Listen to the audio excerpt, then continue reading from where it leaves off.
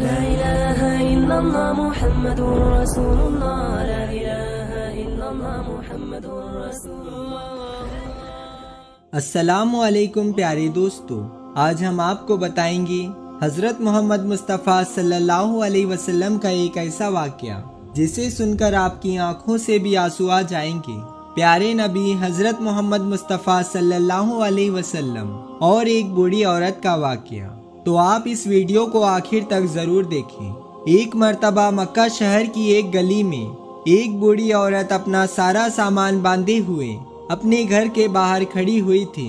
دراصل وہ مکہ شہر چھوڑ کر کہیں اور جا رہی تھی، کیونکہ اس بوڑھی عورت نے یہ سنا تھا کہ مکہ شہر میں ایک ایسا جادوگر آ گیا ہے جو لوگوں پر اپنا جادو کر دیتا ہے۔ وہ جس سے بھی ملتا ہے اس کا دین دھرم چھین لیتا ہے اور اس کو اپنے دین اور دھرم میں لے لیتا ہے۔ بس اسی ڈر کی وجہ سے یہ بوڑھی عورت مکہ شہر چھوڑ کر کہیں اور جا رہی تھی کہ کہیں وہ جادوگر اس کا دین اور دھرم نہ چھین لے۔ اسی وجہ سے وہ اپنا سارا سامان باندھے گھر کے باہر کھڑی ہوئی تھی۔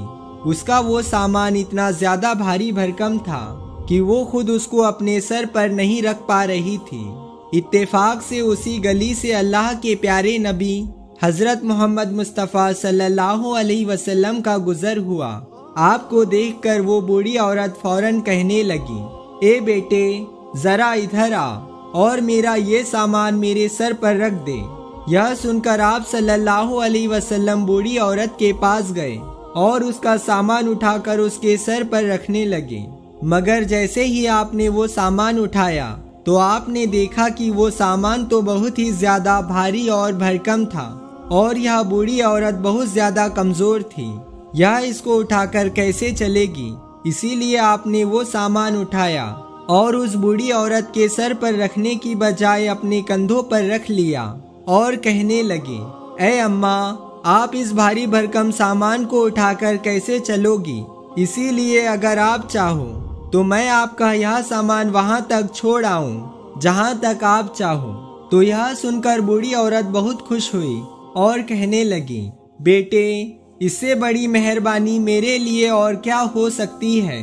دوستو، اس کے بعد اللہ کے پیارے نبی حضرت محمد صلی اللہ علیہ وسلم نے وہ بھاری بھرکم سامان اپنے کندھوں پر رکھا اور بوڑھی عورت کے ساتھ ساتھ چلنے لگے۔ اب وہ بوڑھی عورت راستے میں آپ صلی اللہ علیہ وسلم سے باتیں کرتے ہوئے ساتھ ساتھ چلنے لگی۔ راستے میں اللہ کے نبی حضرت محمد مصطفیٰ صلی اللہ علیہ وسلم نے اس بوڑھی عورت سے کہا، اے اماں تم یہ مکہ شہر چھوڑ کر کیوں جا رہی ہو؟ تو یہ سن کر اس بوڑھی عورت نے کہا، بیٹا کیا تمہیں معلوم نہیں کہ ہمارے مکہ شہر میں ایک ایسا جادوگر آ گیا ہے جس کا نام محمد ہے، جو لوگوں پر اپنا جادو کر دیتا ہے اور ان سے ان کا دین اور دھرم چھین لیتا ہے۔ اے بیٹے میں نے اپنی ساری زندگی بتوں سے محبت کی ہے۔ میرے باپ داداؤں نے اپنی ساری زندگی بتوں کی پوجا کی ہے، اسی لیے میں چاہتی ہوں کہ میرے باپ داداؤں کا یہ دھرم میرے ہاتھ سے نہ چھوٹ جائے۔ اے بیٹے اسی لیے مجھے ڈر ہے کہ اگر میں اس مکہ شہر میں رہی تو کبھی نہ کبھی اس جادوگر کا سامنا مجھ سے ہو جائے گا اور وہ میرے دین اور دھرم کو مجھ سے چھین لے گا اور اپنے دھرم میں مجھ کو داخل کر لے گا۔ بس اسی ڈر کی وجہ سے میں یہ شہر چھوڑ کر کہیں اور جا رہی ہوں۔ بوڑھی عورت کی ان باتوں کو سن کر اللہ کے پیارے نبی حضرت محمد مصطفیٰ صلی اللہ علیہ وسلم کچھ نہ بولے اور آپ چلتے رہے۔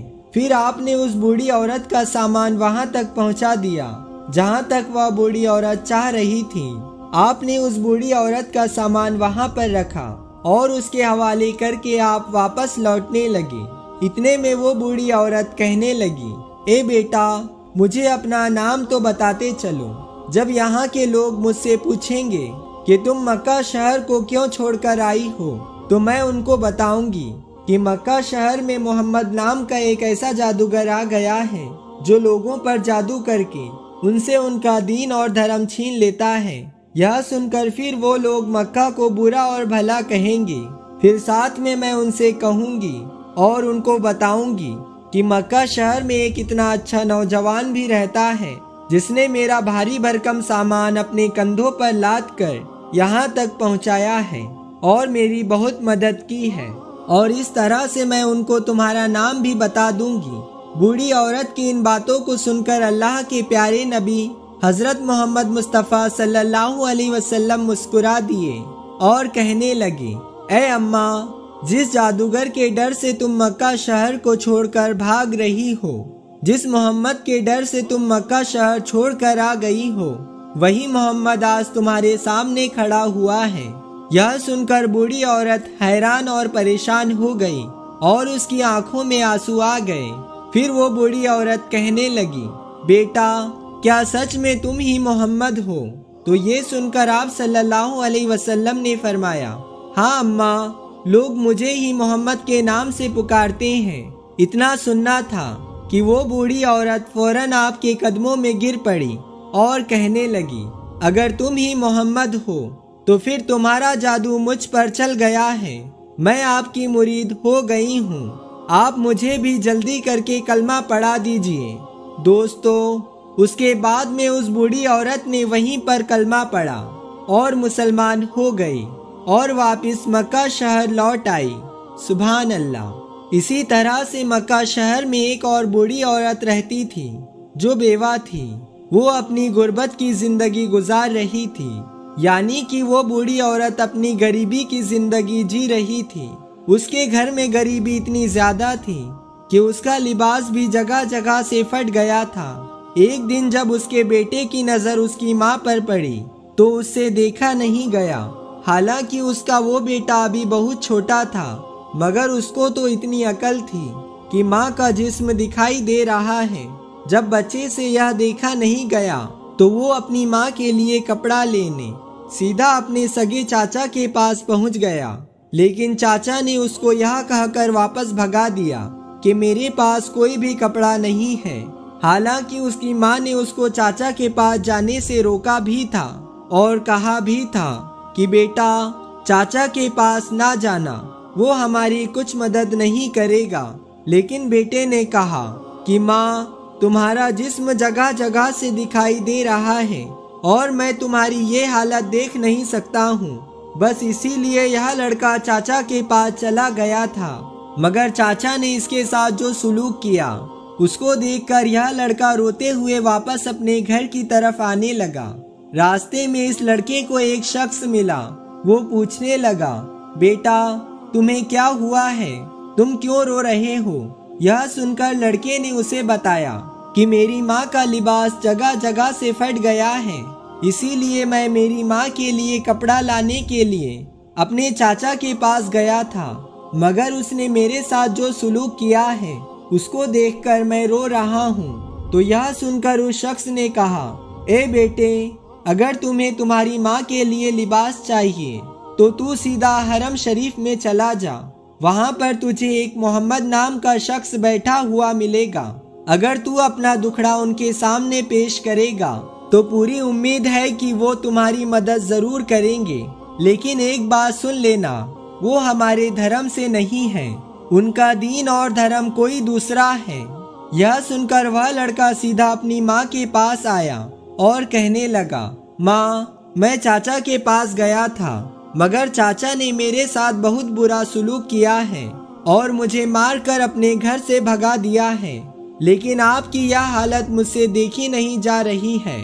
مجھے راستے میں کسی نے بتایا ہے کہ حرم شریف میں ایک شخص ہے جس کا نام محمد ہے، وہ وہاں پر ملے گا، اگر میں ان کے پاس چلا جاؤں تو وہ میری مدد ضرور کریں گے۔ ماں نے جیسے ہی محمد کا نام سنا تو کہنے لگی، نہ بیٹے نہ، ان کے پاس میں مت جانا، میں نے سنا ہے کہ وہ جادوگر ہے، وہ جس سے بھی ملتے ہیں اس کا دین اور دھرم چھین لیتے ہیں۔ یہ کہتے ہوئے ماں اپنے بیٹے کو روکنے کی کوشش کرنے لگی، لیکن بیٹے نے کہا، ماں، تم اس بات کے بارے میں بے فکر رہو، میں تمہارا وفادار رہوں گا، میں اپنا دین اور دھرم نہیں چھوڑوں گا۔ اس کے بعد وہ لڑکا سیدھا حرم شریف پہنچ گیا۔ اس لڑکے نے دیکھا کہ اس وقت حرم شریف میں پیارے نبی حضرت محمد مصطفیٰ صلی اللہ علیہ وسلم ایک چادر اوڑھے ہوئے بیٹھے ہیں वो लड़का आपके पास पहुंचा और कहने लगा कि मैं आपसे पहले ही एक बात कह देता हूँ, मैं आपका दीन कबूल नहीं करने वाला हूँ। यह सुनकर आप सल्लल्लाहु अलैहि वसल्लम मुस्कुरा दिए और कहने लगे, ए बेटे, बोलो किस लिए आए हो। वो लड़का कहने लगा कि मेरी माँ का लिबास पूरी तरह से फट गया है, जगह जगह से मेरी माँ का जिस्म दिखने लगा है, मैं मेरी माँ के लिए लिबास लेने आया हूँ। इतना सुनते ही अल्लाह के प्यारे नबी हजरत मोहम्मद सल्लल्लाहु अलैहि वसल्लम ने अपनी रहमत की चादर उतारी और उस लड़के के कदमों में डाल दी, और फिर वह लड़का उस चादर को लेकर अपने घर आया और अपनी माँ को वो चादर उड़ा दी। माँ ने पूछा, बेटे, कहीं तुम अपना दीन और धर्म तो उसे नहीं दे आए हो? तो लड़का कहने लगा, नहीं माँ, मैंने उनको पहले ही बोल दिया था कि मुझे आपका दीन कबूल नहीं करना है। यह सुनकर फिर वो माँ कहने लगी, बेटा, जिसने रहमत की चादर आज मेरे सर पर डाली है, उसका दीन कभी भी गलत नहीं हो सकता है। उन्हीं का दीन और धर्म सबसे अच्छा है, हमें भी उसी को मान लेना चाहिए। उसके बाद माँ अपने बेटे को साथ लेकर अल्लाह के प्यारे नबी सल्लल्लाहु अलैहि वसल्लम की बारगाह में पहुंची और आपके कदमों में गिर पड़ी और कहने लगी, आप ही का दीन सच्चा है, हमें भी कलमा पढ़ा दीजिए। फिर वो औरत अपने बेटे के साथ कलमा पढ़कर मुसलमान हो गई। सुभान अल्लाह। तो प्यारे दोस्तों, ये है अल्लाह के प्यारे नबी हजरत मोहम्मद सल्लल्लाहु अलैहि वसल्लम का अखलाक। ये है प्यारे नबी सल्लल्लाहु अलैहि वसल्लम की सीरत के दुश्मन भी आपको देखकर आपकी नबूवत, आपकी सदाकत और आपकी शराफत की गवाही देने लगते थे। अल्लाह ताला हम सबको ये हिदायत दे कि हम भी अपने अखलाक को इतना अच्छा बनाएं कि हर कोई हमारा अखलाक देखकर हमसे मोहब्बत करने लगे और इस्लाम से मोहब्बत करने लगे। आमीन।